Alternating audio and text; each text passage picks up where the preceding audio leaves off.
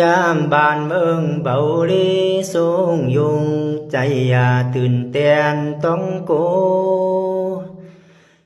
มีสติวิริยะอยู่กำตัวตลอดได้ดอนเพไฟ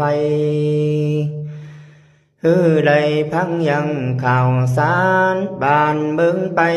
ตลอดพังหูหนึ่งได้ไว้หูหนึ่งเต้ดีดีปีนี้นาพรมีได้มาบน้ำทมห่างได้เมืองเว่งตาเคียดก็ทมได้ปอกปีนี้น้ำห่างมีได้พรต้องได้เว้าขาดสายพรต้องมาห่างได้วันเก่าวันสิมบัน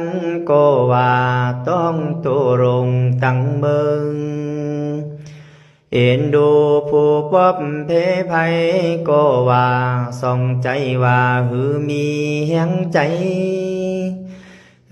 มีใจนั่งสู่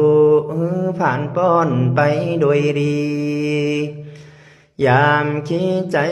ทุกขารำบากก็ห่างใดอ่อนเอาเกิดมาเปลี่ยนคนนี้นายินอยากทุกขารำบางเด้อใจเบาจางเห็นว่าอันตุ้งก็ตามเตตุ้งมันไปอยู่ในดงสงสารตุ้งพองสูงพองโลเลสุนกันไปเอาตามเตนาวุ่นก็ว่า